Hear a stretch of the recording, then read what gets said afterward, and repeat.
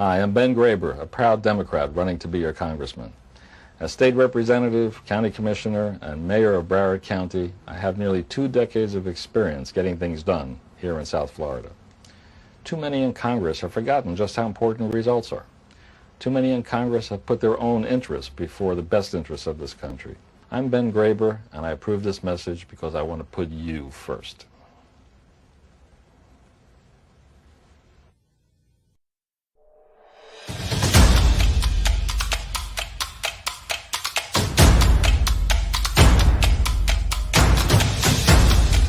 You are listening to the Roberta Glass True Crime Report, putting the true back in true crime.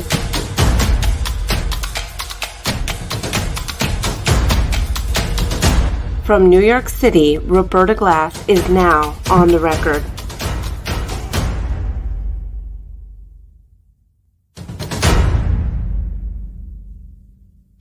They are so closed-minded, it's incredible.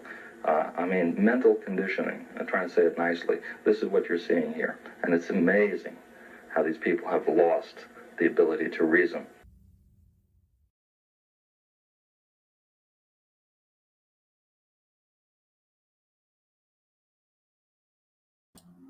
Okay, guys. How's everybody doing? Wanted to talk to you today about Donna Adelson and her biggest supporter, Ben Graber, really coming into the spotlight.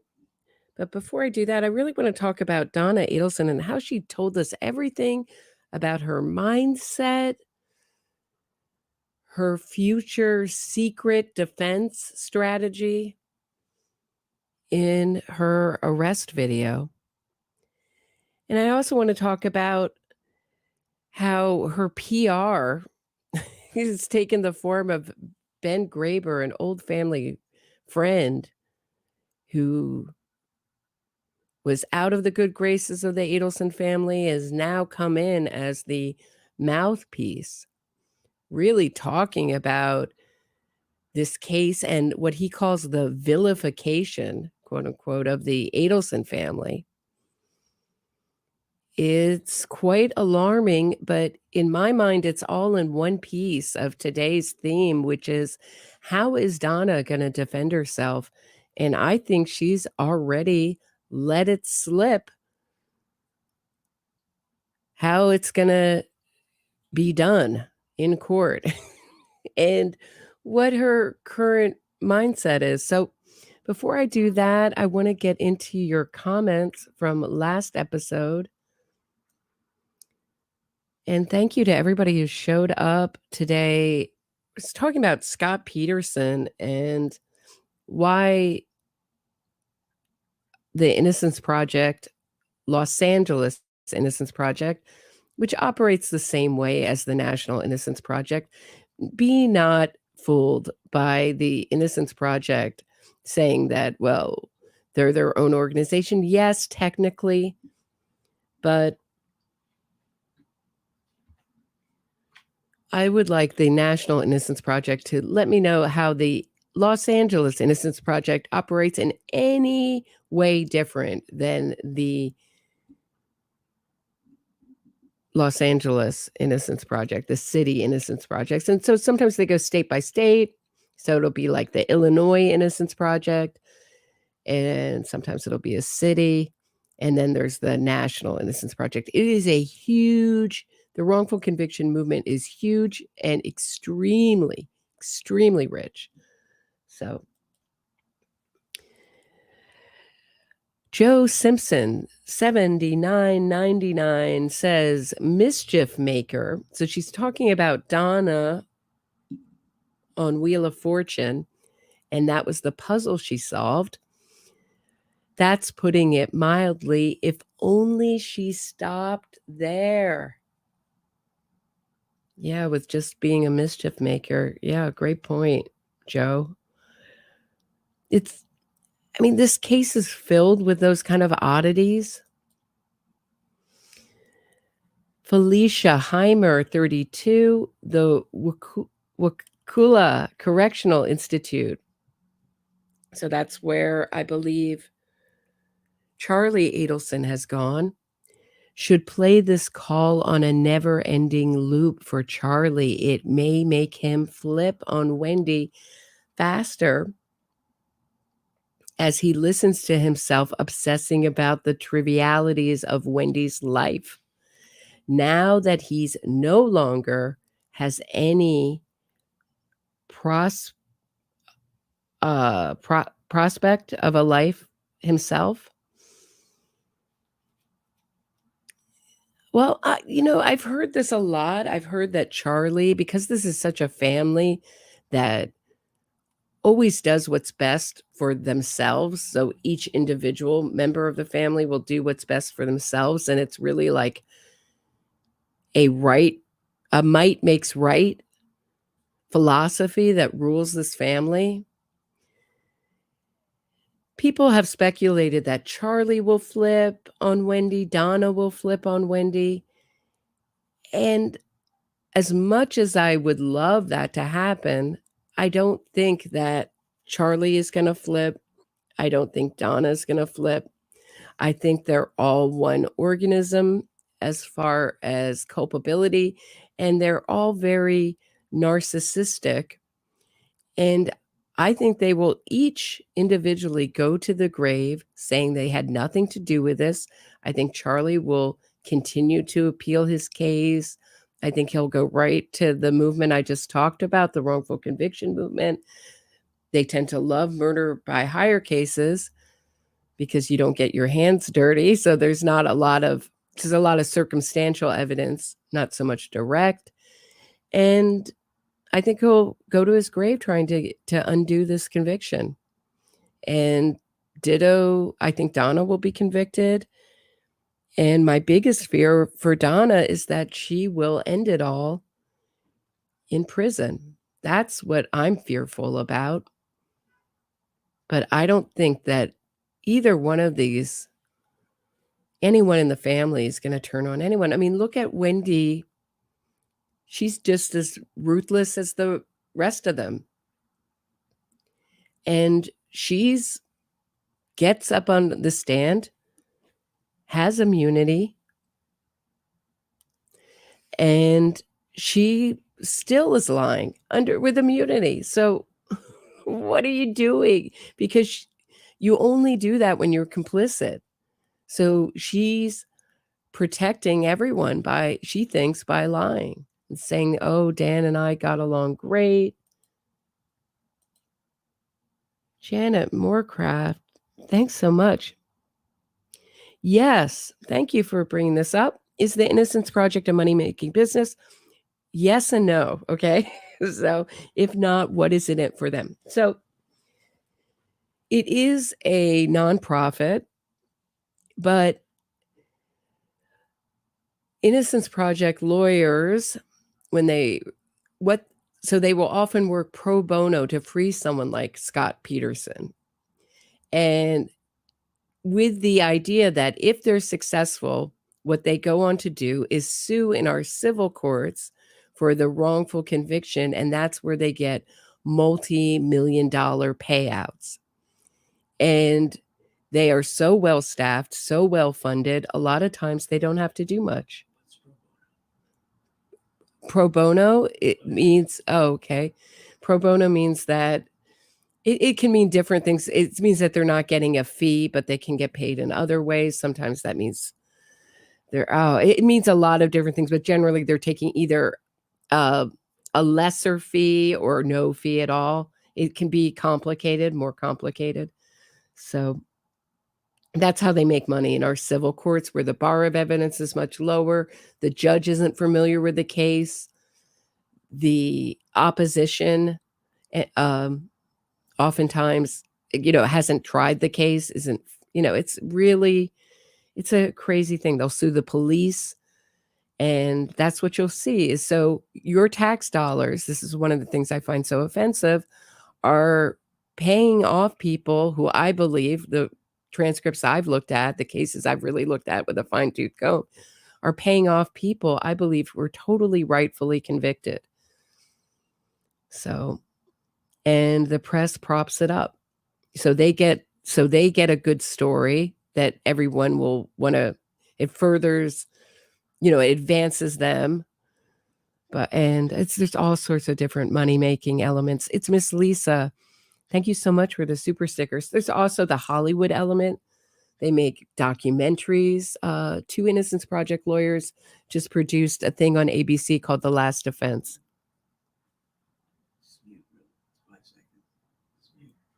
Hold on one moment, please.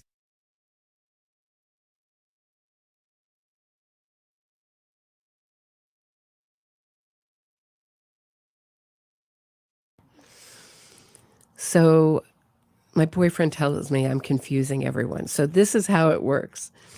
So there's the Innocence Project does not make any money generally beyond what they make with their salaries for getting someone out.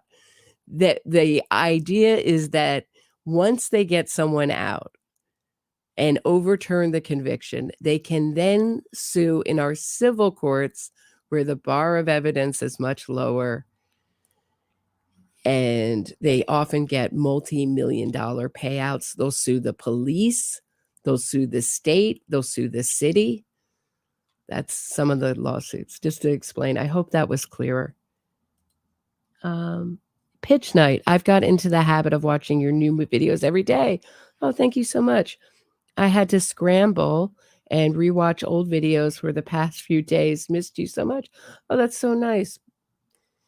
Pitch night. I hope I made up with it for I did take Monday off, and I'm so glad I did. I just was really burnt out and needed a break. And that was very kind of you to say that you missed me. Back to your comments. Sarah Adams, 9518. LOL.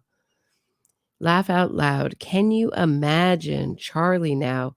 Who the HE double hockey sticks is gonna listen to him ad nauseum like Mama Mobster Donna? The cord has been cut and no one wants to hear about it. If he deteriorates, LOL, I can see him resolving his own confusion by playing sock puppets by himself. This is what my brain pictures. That's so funny. A lot of people commented that Donna seems like she's totally unfocused. There's a story my mom used to tell about watching my dad at work as a journalist, talking to his mother, and he'd put the phone on his lap and just pick it up. He always knew the right moment to pick up the phone and say, yes, Mom. And then he put it down on his lap because he was on a deadline and keep typing. So a lot of people saw the same thing for Charlie, that Donna wasn't really listening. She was just yesing him to death. But who is he without his money and his title? That's what I think is going to be most difficult for him. He's just another Joe Schmo in prison, even in the special unit that he is, with cops and snitches and high-risk inmates. He's not anyone. I mean, maybe some of the notoriety from this case, but come on. Really? I mean, that's not going to do much. I mean, all the women, all the sort of narcissistic supply he got from his position, from his money, and from his family. And now the family's been totally destroyed. I was talking with someone and they were asking me why I thought people are so interested in this case. And I think there's a lot of different aspects to why this case is so fascinating. But I think one of the big reasons is it's so over the top that you can't stand or can't deal with the challenges that face you in life, whether it's Wendy's law license or being challenged by Dan Markel, or it's Donna having to deal with the prospect of supervised visits with the grandchildren,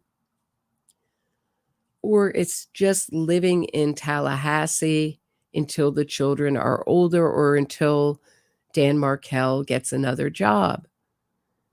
To kill the father of your either your grandchildren or your children is so extreme. And I think it's also the misuse of power and money, and the characters are so extreme in this. Who has a mother like Donna Adelson? Can you imagine that's your mother? Okay. Anyway, I've talked way too much. Ben Graber, let's get into him. So just to refresh you, I believe I've read this before from Florida Politics. This is Peter Schwartz, who's excellent on this case. So the title is Ben Graber Reconnects with Adelson Family After Long Hiatus to Field Test Nonsensical New Defense Theory. Great title. Ben Graber never met Dan Markel. Let's set the record straight on the opinion piece authored by Ben Graber in the Tallahassee Democrat and quoted by the Miami Herald. So what happened is Ben Graber wrote an opinion piece for the Tallahassee Democrat saying Donna Adelson is wonderful and innocent and the family, it's a witch hunt basically. And the Miami Herald basically repeated it using everything he said like it was fact. Here's the background on who Ben Graber really is relative to the Adelson family.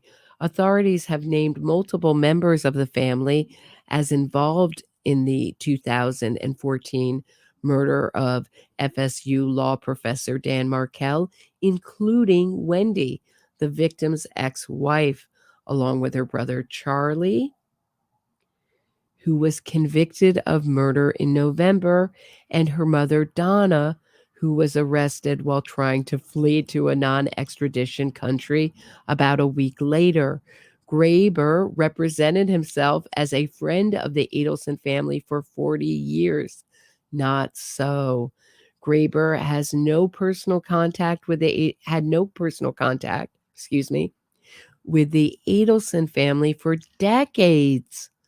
25 plus years prior to penning this misguided attestation of their collective innocence. In fact, before Graber reached out to Harvey last week to offer his quote-unquote assistance, he had to contact another person to get Harvey's number.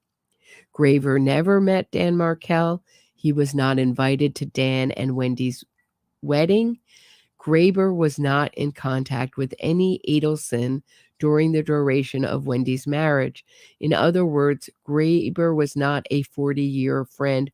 Rather, he's a former friend who only days ago reconnected with a lengthy and politically complicated hiatus from contact, and it gets weirder from there. Graber's narrative about the true motive for the murder, what he describes as a twisted love triangle between Charlie, Catherine McBanawa, and Sigfredo Garcia, is a figment of Graber's imagination and directly contradicts the sworn, albeit untenable, testimony of Charlie Adelson, the defendant himself. Charlie's defense was that he had been extorted by Garcia, who was motivated by the hopes of a there's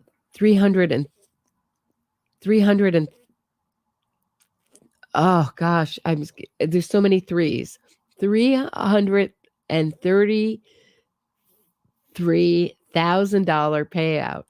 In Charlie's telling of the story, he paid Garcia and his accomplice, Luis Rivera, $138,000 up front out of fear for his life, and promised the remainder to be paid out over time, a narrative that was swiftly dismissed by a 12-person jury. Graber's love triangle story reads like the family's attempt to find or workshop an alternative defense for Donna, one that also fits around the irrefutable facts of the case, but is equally unfathomable. In Graber's story, Garcia was jealous of Katie's relationship. So it just goes on with Charlie. So he set out to kill Charlie's sister's ex-husband in order to get Charlie pinned for the crime. Come on.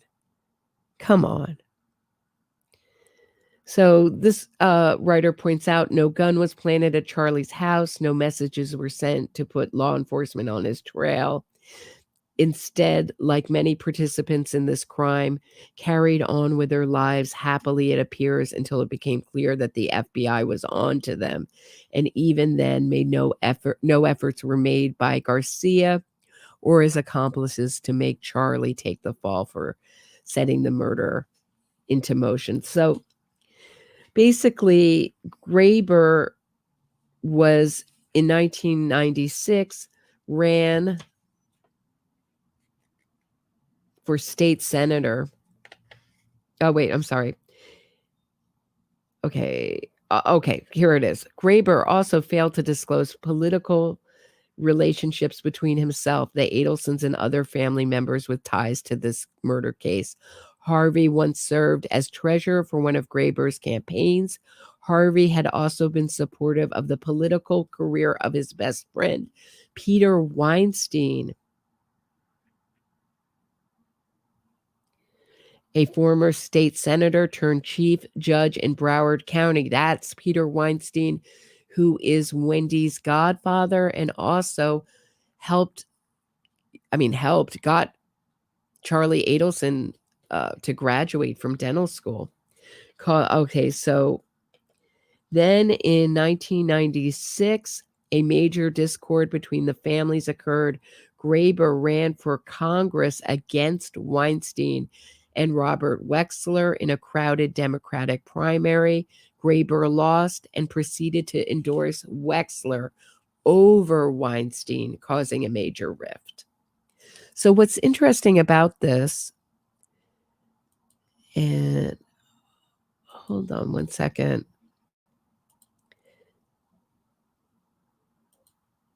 Janet Moorcraft, thank you. So Innocence Project is really not about righting a wrong. It's about suing and collecting big bucks. That's disturbing. Freeing guilty people. That's what I've found. They may have one or two good cases that I haven't looked at all of their cases. I've just picked the ones that were the most celebrated or that were particularly interesting to me or current. But yeah, I haven't found one case of innocence.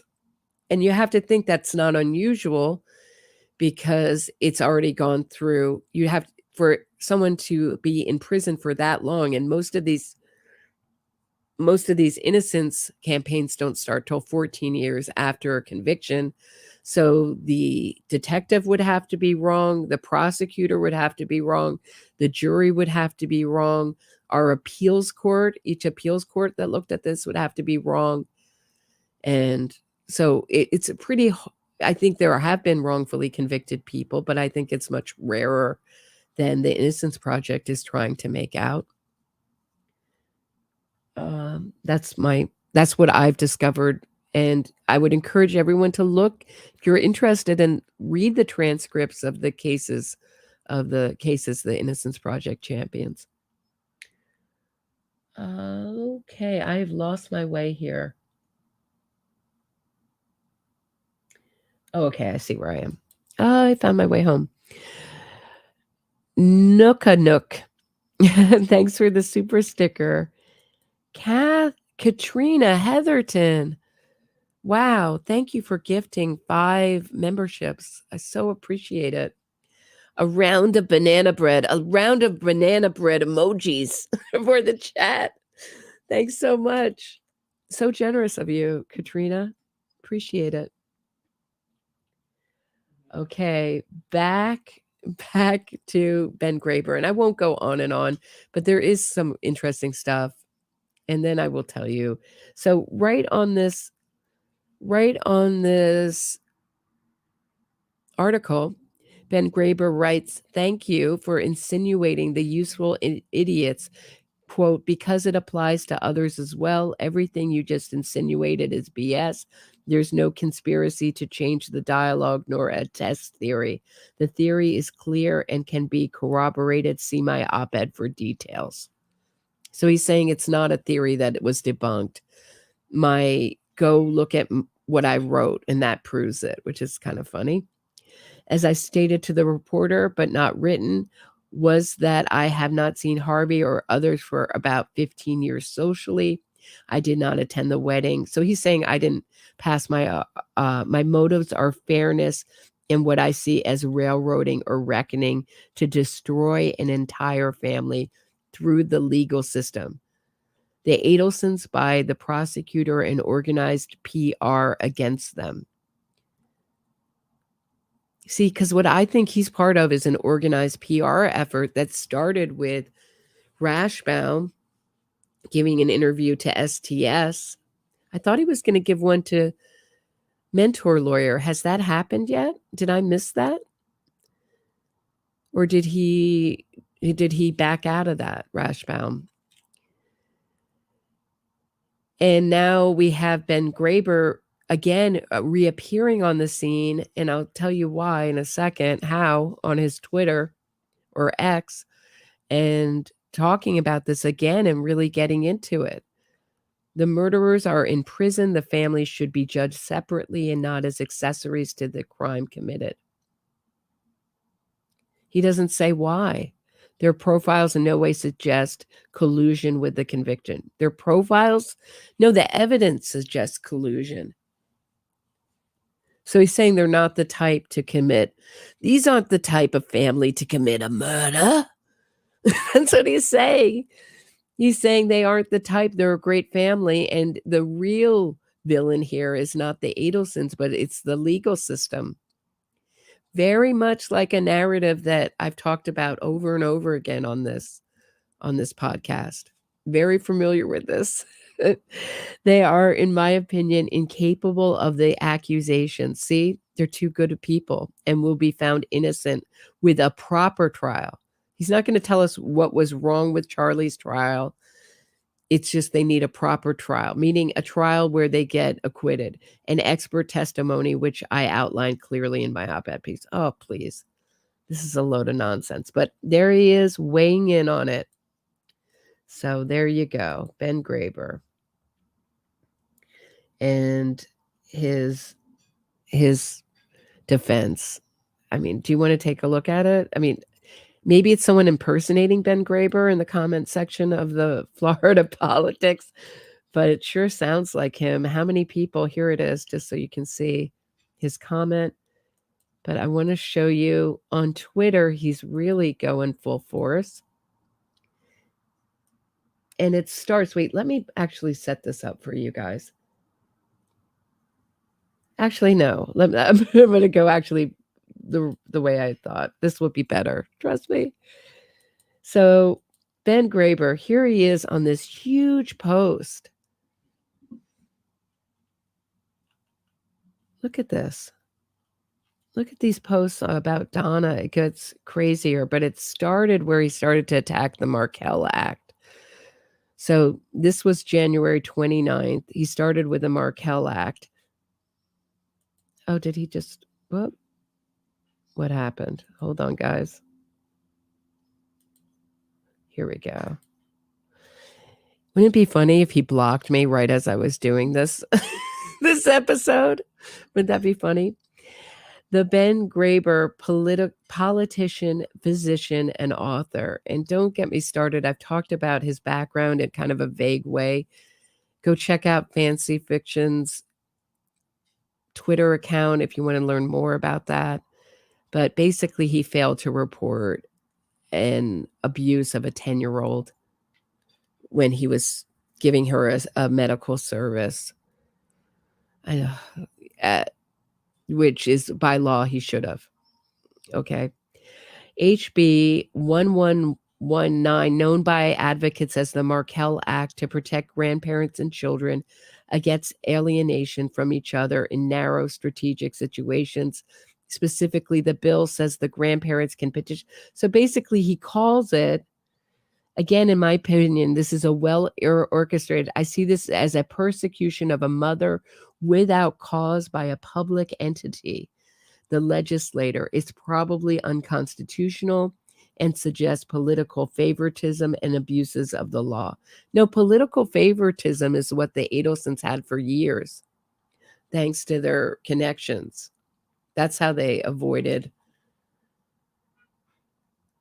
getting indicted for this crime, and then eventually some of them getting convicted, like Charlie. It took time, testimony, committee hearings, taxpayer expense, and it helps no one. It suggests it's a deterrent. I doubt that. So what he's saying is that the Markels don't get any kind of feelings of justice for having Charlie Adelson's, seeing Charlie Adelson or convicted, or Donna convicted, and that's just untrue. We saw with our own eyes the reaction to the verdict. And he's saying that it's not going to help them by being in jail and society in general. But he already said that this was a bad trial, right? An unfair trial. Again, in my opinion, this is part of a well-orchestrated political campaign to further demonize the Adelsons, especially Wendy, who is in fact the boy's natural mother. Who is hurt by this? In my opinion, it's Benjamin and Lincoln, Dan Markel, as well as Wendy's children. Shameful. So what he's insinuating there, if you care about Dan Markel, then you should not want to see anyone in the Adelson family convicted because of the boys. That's a very manipulative way, because it's their only parent. Pretty awful, but it got a little bit of a response, which I thought was interesting. Justice for Dan. At the risk of dignifying this by responding, the Markels didn't try to put the boys in foster care. Wendy knows this. The Markel Act has been already used by many others. Florida grandparents to gain standing to petition courts. Turns out it's not that narrow, because these dreadful cases are sadly common enough. 3, the bill may not deter murder, but it sure does deter grandparent alienation in instances where the parent wants to avoid a costly civil suit. And that's another topic, Wendy, possible civil suit against Wendy by the Markels. So I don't know that So the idea is that Wendy allowed the Markels, they really couldn't use the act, but allowed the Markels to see her children because she wanted to fend off a civil suit by them. If you want to talk about political favor, I suggest you focus instead where certain Adelsons did. Does the name Weinstein ring a bell? Nice. And Gibbers writes, figured it out. Graber must have been activated by FBI to infiltrate the Adelsons, the only way he could secure their trust after a long, discreditable hiatus is to make a full fool of himself, at which he's doing great. Full mode accomplished, leveled up to lunacy. So it goes on and on. Check out, I won't prolong this anymore about Graber, but he goes back and forth with fancy fiction. And she brings up his book on the female orgasm and he insults her. It's really, he's loving the attention he's getting from this. And it reminds me so much of, has anyone else seen the movie I'm No Angel with Mae West? It's really, really old. but and Cary Grant. But Mae West meets a politician, and she says, "What do you do for work?" And he says, "Oh, I'm a sort of politician of sorts." And she says, "I don't like work either." So that's what I think about Ben Graber. He doesn't seem to like work. He seems to love attention, and he's in it just for something to do, it seems like.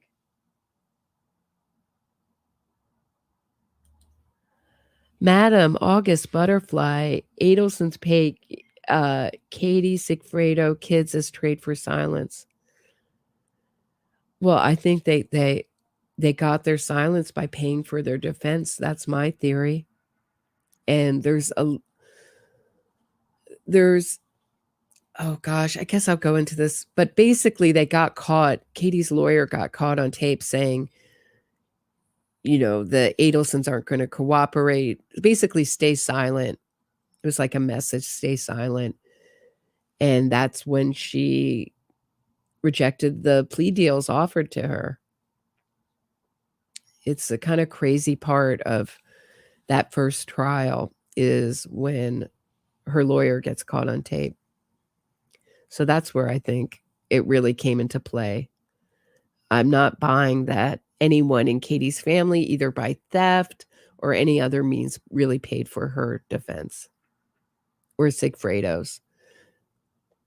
I mean, does anyone else remember the time when she's trying to talk to Sigfredo and Cote, and she's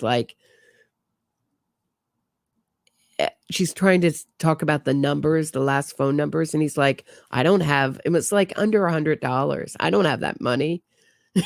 He's like so ridiculous. Always broke, that guy. And he could afford a private lawyer? How? Come on. I mean, we all weren't born yesterday, unfortunately, for the Adelson family. All right. I'm going to take a quick break. When I get back, I'm going to talk about the subject of today's episode is strangely not Ben Graber, but Donna Adelson, and how she really gave up her state of mind and what I think is going to be her defense upon her arrest. Stay tuned. If you are enjoying this episode of my True Crime Report, please hit the thumbs up, subscribe to the channel, and share this episode. Get access to exclusive podcasts and other bonus content by becoming a patron today.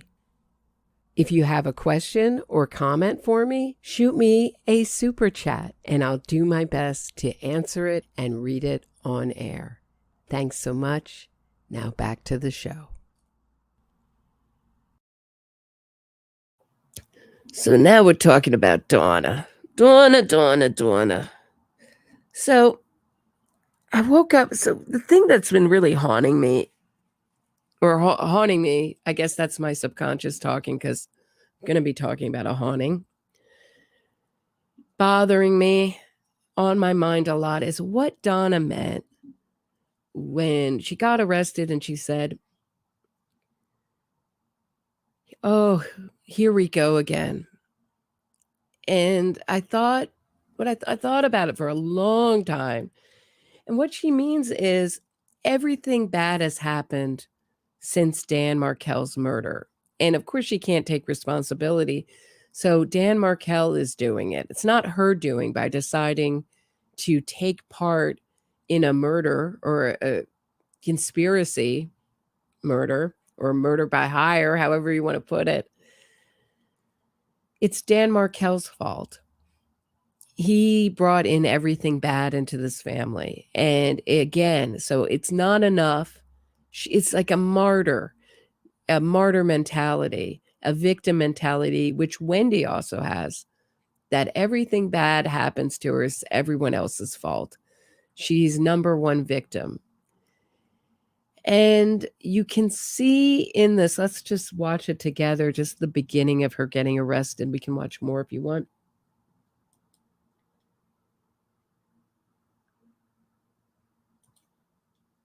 And there's great new footage of Donna getting arrested on La Belle V's channel.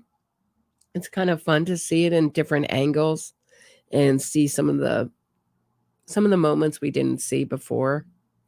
Gives you a bigger picture. So I would check out Law, L-A-W, Bell, B-E-L-L, V's channel, V-I-E. So here's the beginning of this. We're all familiar with this. It's such a meme now, isn't it? Hi,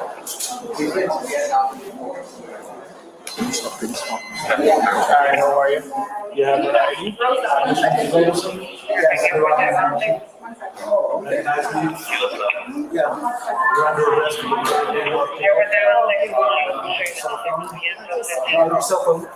don't want to give it to you. Why do I have to? Because my attorney said not to. Why do I have to give it to you? This is evidence. Evidence. She's under arrest. I have to go with. I have to go. Let me help you out. No, I have to stay. Please don't do this. You need to grab the bags. Take the bags. Yeah. You need to wait outside. Okay. My husband's almost 80 years old. He can't Yeah, come I with can't. me? Please, can I go? No, you can't join me there. Oh, don't do this, please. Please. Oh, Someone's God. got to help him get home. This is terrible. You can't do this. This is insane. You can't do this. This is insane. So there's his age. It's her husband's age. We're too old. He's too old to go home alone. So her age is going to be, I think, a big part of the defense. And I think that we can see it here. Donna is just going along, trying to do the best for everybody. And she misunderstood. She's just a devoted grandmother, totally uninvolved in this. And she's going to build on the extortion. She was just writing the checks to please her, for Katie McBanowa to please her son. She may be too involved with her children. I can hear it now in my head. Rashbam's opening. She may be, or closing. I don't know. She may be too, wherever it comes in, she may be too involved with her children's lives, but that's not a crime. That's not criminal. And that was her Achilles heel. And you can see all this in the first section of her getting arrested. She's like, my husband's 80 years old. He's got to get home alone. Don't handcuff her. She's not going anywhere. Come on. You're arresting her as she's attempting to flee to a non-extradition country. What do you mean she's not going anywhere?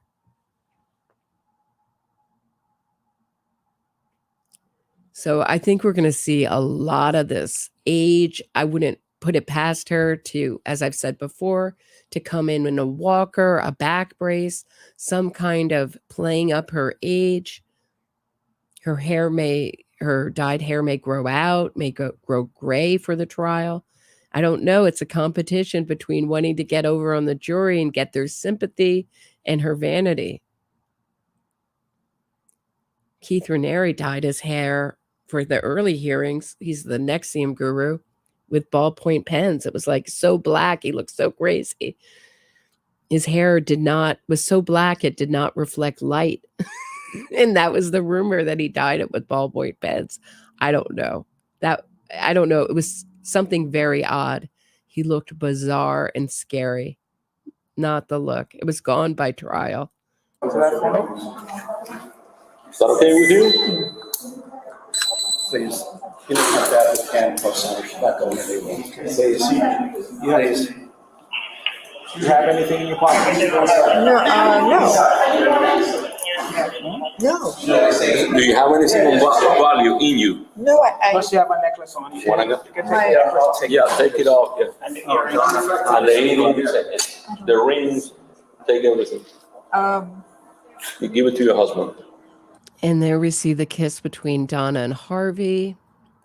And I think their long marriage is also going to be presented to the jury, as she's a great person who could never take part in this. Never take part in this. So I really think her mindset is one of only bad things after Dan's death. I don't think she uses the word murder in her mind. everything after Jan's death has been bad. She's the victim of everything. And I think Rashbaum is going to present her marriage like it's a fairy tale perfect marriage. And with two parents devoted to their children, maybe a little too much, but don't hold that against them. They just were too involved. They just love them that much.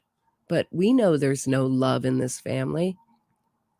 They really only operate on a base level of consumerism, getting money, the whole emotional, spiritual element, things that make life so rich are completely lost on this family. And you look at the way they treated Robert, their oldest son, who luckily didn't have this kind of antisocial personality that runs through this family. And that's another really interesting thing about Ben Graber. He's saying he's focusing on Charlie's ADHD, and he's calling it part of being autistic, on part of the spectrum of autism, ADHD, which makes me really angry when they use these things as excuses for murder. I mean, can you imagine if everyone with ADHD who committed a crime was like, look, it's my ADHD, I just don't know. You know, it's absurd. And what he's calling the spectrum of autism is antisocial personality disorder. And people with Ben Graber's mindset don't like to accept that there are people in our society that walk amongst us that that are not like you and me, that don't have the depth, that everything is about power and control, don't have any feelings towards or empathy towards other people, and they can't get better. They cannot be rehabilitated. In fact, these kind of people with this kind of disorder do not get better in therapy. It only helps them be more manipulative. So I think it's really sick. Robert Durst, successfully, another rich defendant, with Dick Duguerin was his lawyer in Texas, got off on murdering Morris Black with this defense that he somehow had some kind of autism. And the jury sort of bought it. I think he got some kind of got convicted of some kind of minor thing. So I think it's absurd that they're trying to say Charlie, because of his ADHD, and I've heard he had learning disabilities. So do a lot of people have both of those things, and a lot of successful people and non-murdering people have that. So what an insult. But it's really not liked. It's not dealt with. Our media tends not to talk too much about antisocial personality because it really gets in the way of, I'm a whole new person. Americans love this idea that you can become a whole new person after you say you're sorry. And also that you aren't going to nothing's going to rehabilitate you.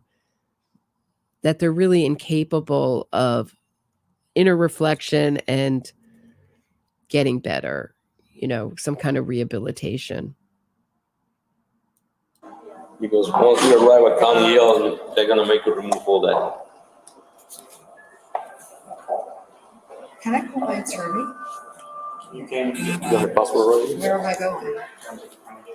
Oh, which company thing?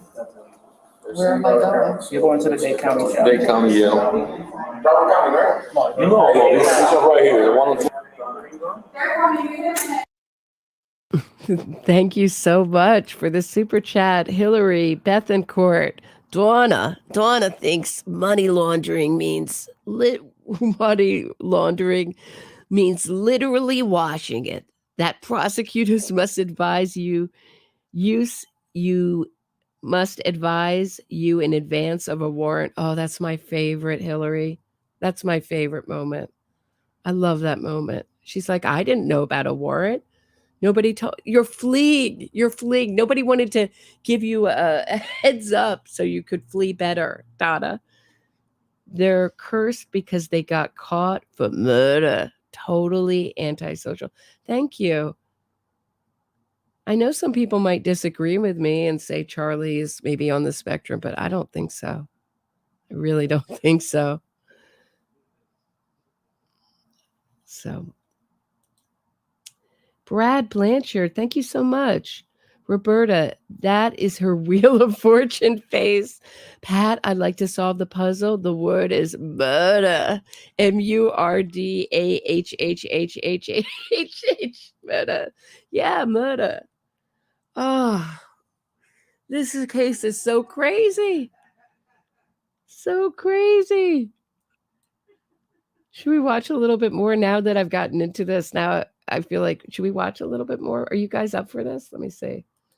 Hold on, I'll wait. I'll wait for the chat. There's a little bit of a delay. I'll wait for the chat to catch up. You up for a little, or has everybody seen this and is bored of it?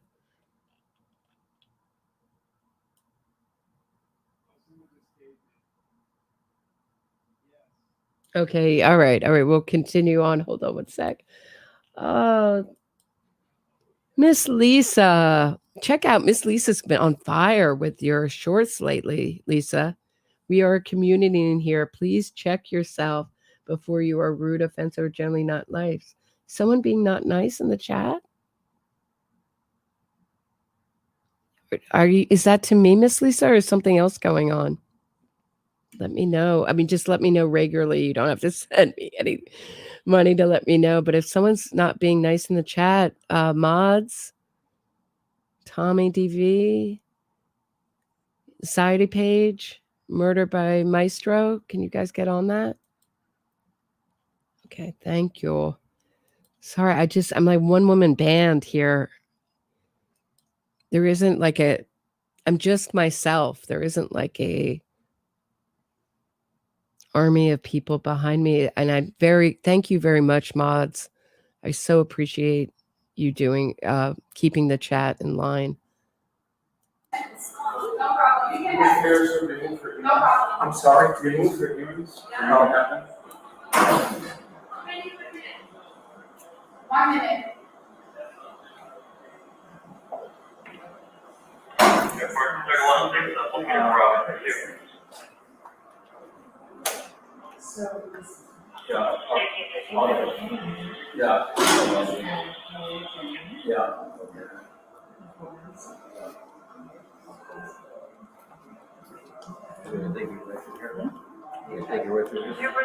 Go back. Yeah, we'll go back out and just. You're making a mistake. It's another mistake. There's two Do me a mistakes. favor and try to take the ring off. Can you get this off for me? Can you take it off, please, Donna? I don't I don't want to hurt her. Please. Just a minute. Please. It's getting there. Listen to me. Yeah. I'll call. Get an Uber, go home. I will. Take I it will. easy, I will. all right? Yes. Yeah. If there's anything else in her person that she wants to. Oh, it's coming, sweetheart. It's coming, just a All right. second. Do you have her driver's license somewhere in Chase? I'm sorry? Her driver's. It's in my Yeah. purse. Yeah. How? Yeah, then you could get back.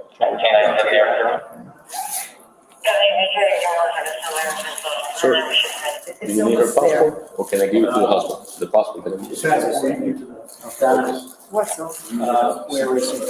It's in the blue and So when I travel, my fingers and feet seem to swell. So I related to this part. This is the only part maybe I relate to Donna when she couldn't get her ring off. It's just like a nightmare. They're all waiting for her to take her ring off. And she's like, it's almost there. I thought they were going to have to whip out the soap and a little bucket for her here. It was so tightly on her finger. I assume it's her wedding ring or engagement ring or both. And people have remarked that it's Wendy's ring, but no, it's not Wendy's ring that she took with the Holocaust diamond. It's in the blue and white. Yeah, but I'm gonna get a driver's license for it. And the license, the address. And thank you, the society page, for letting me know that Murder by Maestro, thank you for taking care of someone disruptive in the chat. And your license is Yeah. correct. Yes. She needs all her, pills. Once you go to the jail, they work in the hospital. They're all in here though. Yes, they work. If I take them here, what will happen is when you go there, they possibly toss them out. So when you go to there, you will meet the nurse and the doctor, and then they'll work in conjunction with the hospital to get you whatever you need. Yeah, but I don't have a list with me. I know what's. Yes. I have a. So even this part where she's talking about her medications, I have a whole host of medications. We may hear about her ailments and her medications, and on the stand she might bring it up. By the way, who's watching the Crumbly trial? Crazy stuff is happening in that trial today. They just let in the Jennifer Crumbly's affair. The defense just in questioning, just in cross-examination, just let it out, let the door wide open for that. What a huge, massive mistake. She rightfully fought to keep it out, and now it's coming in. Fascinating trial. Is it multiple or is just one or two? No, there's a bag of medication in here. Is that what you're asking me? She can take medication. No, I know. I was just trying to find out if it was like one or two. Yeah, if it was one or two, then she maybe could take the name down. Do you need anything more from her? Can I ask Oh, you we're good to something? go? Can someone just get my husband outside and So I'll get him. This gentleman here will assist him in any way there. This is what I've heard from people in the know. Many people have said that, I think Fancy Fiction said it on her channel, that Harvey is very dependent on Donna. And as you can imagine, I guess they made that deal, maybe verbally or non-verbally in their marriage, like Donna will take care of things and she's the head of the family in that family. Ruth Markel put it that Donna's playing every instrument and was actually part of the Dan Markel and Wendy Adelson's marriage. She inserts herself so deeply in her children's lives. I'll be okay. I have the ring. Hold on. Let me have the ring, please. No, That's crazy. I love you. Okay. All right, so I don't have the meds, honey, they're all in here.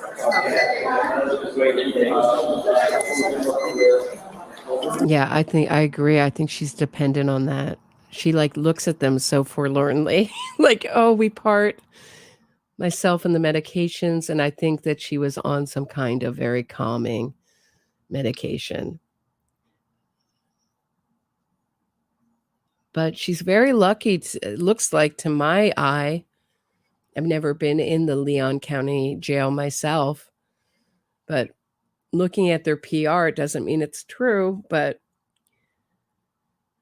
looks like very, very state-of-the-art jail with a lot of resources. And she never, to my eye, looked physically unwell at any of her hearings. Doesn't mean she wasn't, but she certainly didn't show it if she was feeling unwell coming off any of these things. So. 1 moment, please. Hold on. 1 moment. Thank you.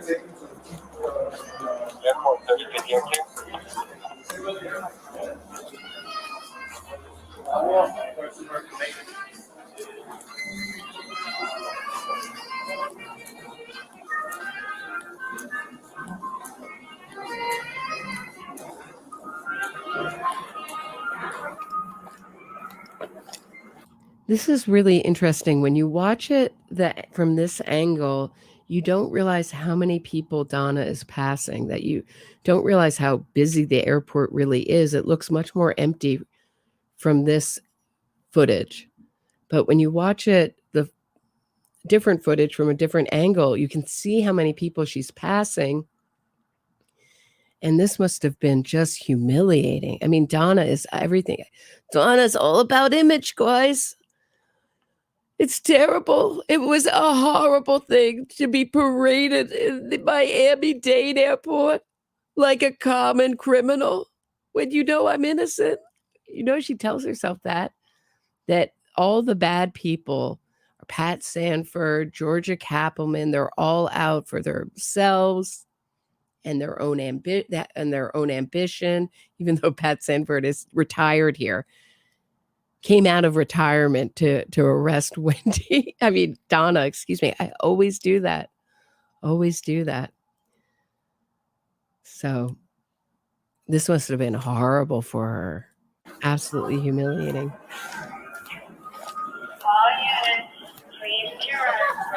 And I was watching La Belle V's new footage of this with Murder by Maestro, and I was remarking, excuse me, hold on one second, on how depressing, if you think you're going on a trip, everyone generally in an airport is in a pretty good mood, in a partying mood. They're having a drink before the flight. Very few people are traveling for sad reasons, like there's a few people there for a funeral or whatever, but generally people are going on vacation. They're going to see their families.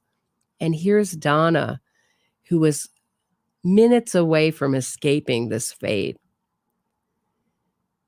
Meaning she was minutes away from getting on that plane and being out of what she would consider the harm's way or the long arm of the law. And now has to do this walk of shame and passing all these people that are just excited to be going on vacation and seeing their family. It must have been so depressing, really. Go out or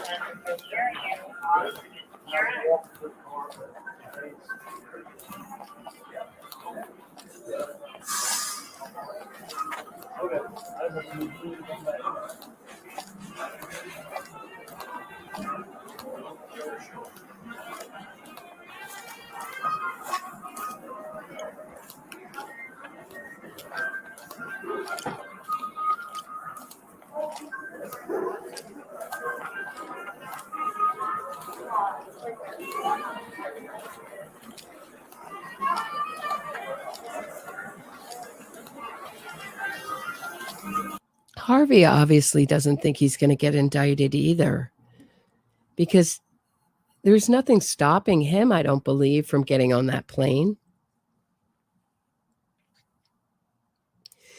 And my question is, if Donna and Harvey had successfully gotten to Vietnam, would they be calling Charlie? Would they be calling Wendy? I don't think so. I think it was like they're in witness protection. I think they would only have communicated with Charlie through Rashbaum or Wendy through John Lauro, her lawyer. I can't see them being that involved with Charlie's life. I mean, Charlie had to be slightly, I mean, he can't talk to her now, but at least to have her in the same state must be slightly comforting, maybe. I don't know. What do you guys think?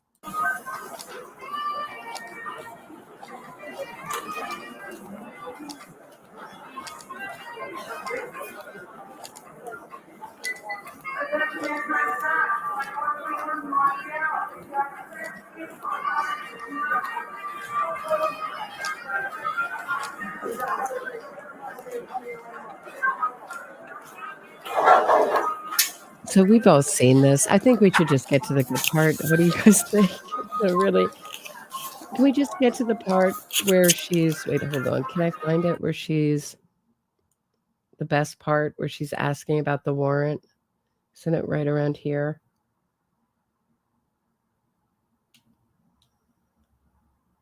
Yeah.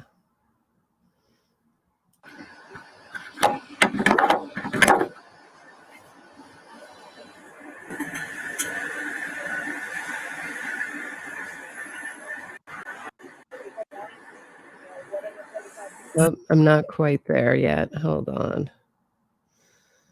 I just want to see the part where she asked about the warrant.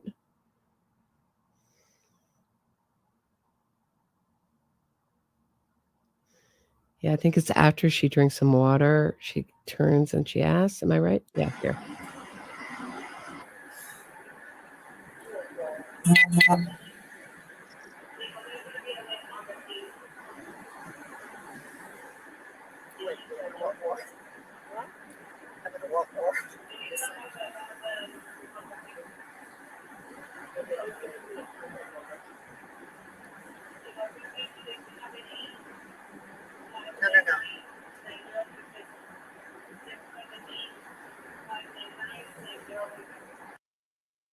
I mean, maybe it's just my pet peeve, but never a please, never a thank you. No, no, no. Not thank you for feeding me water like a baby from a baby's bottle. No, no, no. I'm going to want more. I mean, it's so rude. Oh, just rubs me the wrong way.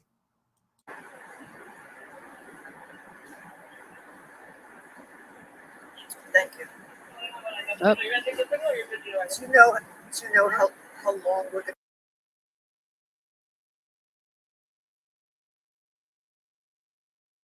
I knew there was a thank you in there somewhere. There it is. Oh, how long we're going to sit here? As soon as he comes back, he's going to take you from here to the warrant store and then to the facility. We're waiting for the other officer to come back. Oh, okay. Yeah, whatever information he took from you, I guess that's what he was missing, so he's going to enter that in back. Okay. So the next place is what, the warrant? What did you say? Huh? What did you say the next place was? Well, see, what happened is the warrant that they have from you is from out of Leon County. When did they issue a warrant? So what happened is we have to take you to our warrant bureau for that information to get entered, and then after that gets entered, before we can take you to the jail, to the local jail. Okay, because I didn't know there was a warrant. How would I know that? Well, we wouldn't have been able to take you if there wasn't something in place. So aren't they supposed to inform? Aren't they supposed to inform me if there was a warrant? Well, I don't know the details. I don't either. They had a warrant. Yeah, the person's going, I don't know the details. Yeah, the details were that Donna was fleeing to a non-extradition country, officer. So they didn't tell her about the warrant. They didn't want her to know. It was a surprise arrest. That's why. That's why. There. I gave you the deets. Those are the deets, officer.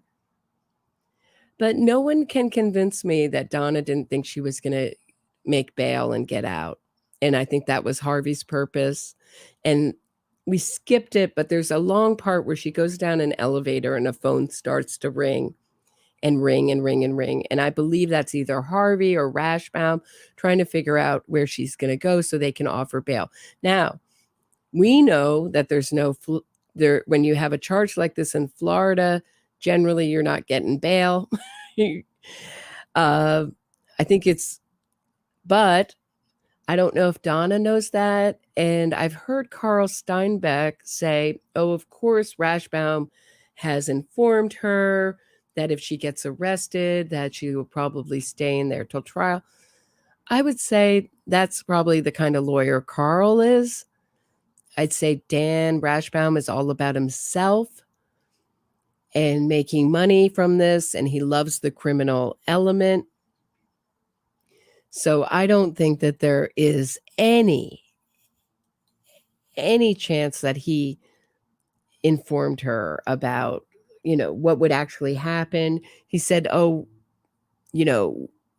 we offered Donna to turn herself in. Maybe. I don't know if that's true or not. Hard to know. But I think she thinks she's making bail here. It's pretty obvious to me, just by her whole demeanor. Stark work. Thank you so much for the super sticker. Appreciate it. Hillary Bethencourt, thank you.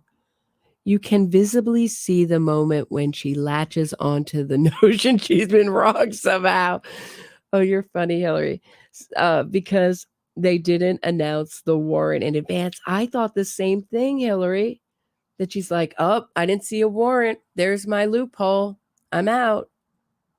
But she's asking where she's going to go. She's trying to think how long she's going to be. And you can see on the next, I played it before, but on the next hearing, she is pissed. She's in a turtle suit and she is mad as HE double hockey sticks. So, oh, Donna. I can't wait for this trial. I do think she's going to take the stand. I think it's going to be very similar to what we saw, but I think as in Charlie's trial, but as Georgia keeps trying this case, she gets better and better and better. She knows what Wendy's like on the stand. She can strategize accordingly. And I think it's going to be a dynamite trial. I cannot wait. Lily Rose. Oh, love your channel, Roberta. Thank you so much, Lily Rose. So I think I'm going to leave it here for today. This is a good place to leave it. We've covered a lot of ground. Graber. I mean, check out if you really, I know he's a minor figure and he's so crazy, but he's not going to stop on this, saying outrageous things for the Adelsons' defense. I think either he's the official or unofficial PR person. Either he's made some kind of monetary deal or he just likes the attention and it gives him something to do and makes him feel relevant, because from everything I hear from people in Florida, he's no longer relevant.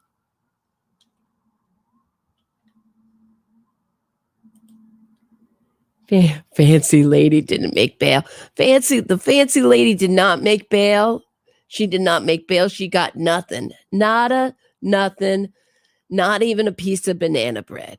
Not even a spork to eat that banana bread. She got nothing. She got nothing, and her back is hurting her. Oh, Dr. Zapp. I was shouting out for you the other day in the chat. Thank you for the very generous super chat. I appreciate it.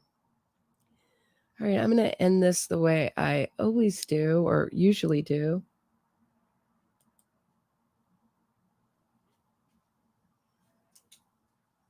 Hold on 1 minute. Yeah, I'm doing it right now.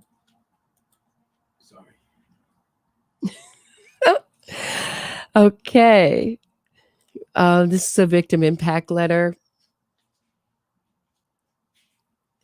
from Charlie Adelson's trial. To the Honorable Stephen Everett, I met Dan Markel on my first day at Harvard Law School in 1997. We were assigned to the same small group and quickly became friends. Danny was one of my oldest friends, close from those first days in Cambridge to the last several years preceding his death when we both lived in Tallahassee. He was my classmate, my dance partner, my constant, my advisor, my confidant, my dear friend.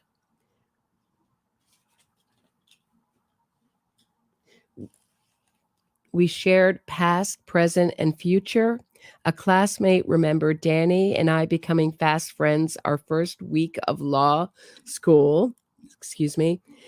You were like two pieces of the same puzzle, finally reunited, quote unquote. Until his death, through loves and losses, children, distance, and closeness that remained true for us. We loved and supported each other. He was a blessing in my life, From many walks around Harvard Square and Tallahassee's Lake Ella to nights of music and dinners. Wherever we happen to be in the U.S., intellectual discourse and debate, discussions of Judaism, meeting up for our children to play together, and countless hours sharing our deepest truths and understanding over meals, on the phone, or at his house. He was my dear, beloved friend. We watched each other grow and evolve over the years, providing each other with advice and encouragement. He lived every moment with joy and loved mightily. When Danny was killed, there was a tremendous outpouring of grief, love, and support from friends, family, colleagues, students, and communities, not only in Tallahassee, where he lived, in New York, where he often traveled, or at Harvard, where he attended college and law school, but from across the nation, Canada, Israel, and around the world. Even today, people continue to speak of his life and how he personally touched and changed their lives. His voice, his hugs, his heart are missed beyond description. How could one man have such an impact on so many? He was not an actor, politician, or preacher. How could so many feel his loss so deeply? His colleagues and students deeply respected him. His family and extended family of friends loved him unconditionally for the unique, genuine, witty, brilliantly sarcastic, loving, affectionate, intelligent, sometimes goofy, empathetic, kind, adventurous soul that he was. He was indeed a prolific writer, a brilliant mind, an innovative scholar, professor, mensch, and friend who was devoted to his family and faithful community. So mensch is a Yiddish word, which means like good guy. It also has sort of like a moral, like a guy who does always the moral thing, the right thing, someone who's going to help you out, a mensch. Okay. His contribution to the legal and academic communities are well documented in more than 30 published articles, in his writings and commentaries on Proflog's blog, and in the minds and heart of the countless colleagues and students he inspired and influenced over the years, whether as a leader at Harvard, Hillel, a resident tutor at Lowell House during law school days, a traveling fellow and scholar, or a professor of law at Florida State University. Jewish or not, if you were within traveling radius and Shabbat dinner or any dinner was to be had, you were invited to join Danny. Despite very diverse circles of friends across the world, he managed to be there for his friends. He has been referred to as the great connector, an internet before there was an internet. He has also been referred to as the Johnny Carson of academics, inviting you to the stage and then encouraging and inspiring you to reach new personal levels. He has been called a collector of people, the kind of friend who you could not speak to in years, and in a moment of contact, you picked up exactly where you left off.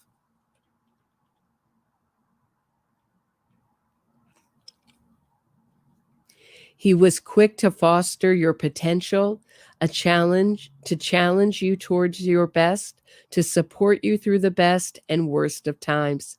Danny was a seeker of truth and justice, an exceedingly insightful man, unafraid to hear and believe the hardest of truths, unafraid to tell you what he was thinking, unafraid to love and support his friends, unafraid to show emotion or ask for help. He was truly a man of wisdom and discernment. He cared about you and was fully present whenever he was with you.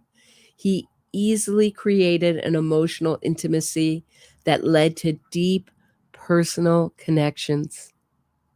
He had a dozen nicknames and terms for endearment for those he loved.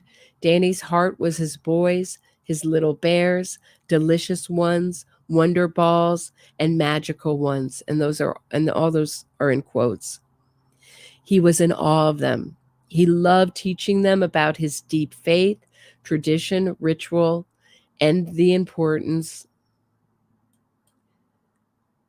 of community, family, and friends. He was shamelessly proud and involved father. From before their birth until his death and every single moment in between, Danny glowed with love and pride in his boys. As someone who appreciated fine art, Danny found no art better than that of his sons, and their artwork was frequently displayed throughout his house.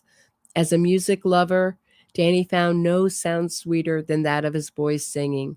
Whenever he could, often daily, he would go to preschool just to share snack time with them.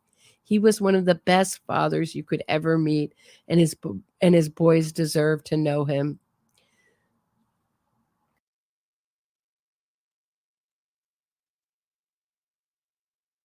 Excuse me, I had a cough. On a personal level, having experienced both the murder of a close childhood friend in 1982 and personal violence as an adult, I was cut to the core by Danny's murder.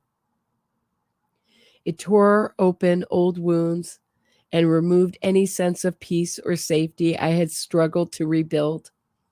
He believed in me and supported me in healing from trauma when some others did not. He was a comfort, a shelter in the storms of life, a place of refuge. His needless death left me without a safe haven and tore a hole in my heart. The months before he died, he took me out to dinner for my birthday, and we shared our latest hopes and dreams. His violent loss was jarring. The knowledge that while I was working less than 2 miles away, my beloved friend had been gunned down in the supposed safety of his home garage was heartbreaking. It also meant that the house where I had spent many hours with my friend, where I had felt loved and understood, now felt tainted and unsafe. Indeed, safety was an illusion. If in broad daylight such a monstrous crime could occur. Every new detail of his murder added to painful disbelief and loss of ability to trust those once thought known. My children cried when I told them what had happened. Having to explain to my children that Danny was murdered in the house where they had played with his children was unthinkable. Tallahassee itself became associated with a lack of safety and peace for our family, and we moved from the area soon after his loss, never wishing to return. Watching their mother grieve deeply affected my children greatly. Danny's loss continues to deeply affect his family and friends around the world. It impacted the Tallahassee community, the state of Florida, and the nation. The callous disregard for life and cold calculation of his murder, in addition to those long 9 years waiting for everyone involved to be brought to justice, have left my family and friends grieving indefinitely with an open wound, seekers of justice disheartened, and shocked members of the public yearning for the full truth, so that such a self-serving, premeditated, heinous act will never be viewed as inconsequential and repeated. No combination of words, however eloquent, can fully capture Danny's spirit, can fully convey his passion for life, can adequately pay him full tribute. Danny gave a little bit of himself to everyone he touched, and he remains a blessing in their hearts. His memory brings joy, peace, and healing. Danny was a dear friend to so many and to me. I love him always, and I will miss him forever.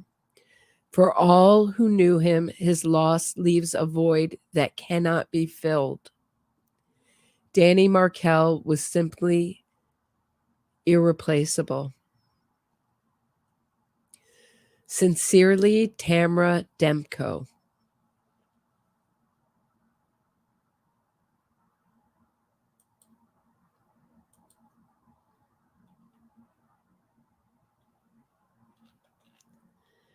That's what I have for today. Thanks for listening, and please hit the thumbs up, subscribe to the channel, share this episode. I hate doing this self-promotion stuff, but leave me a 5-star review on Apple Podcasts, and I'll see you back here tomorrow at 6. Have a great night, everybody.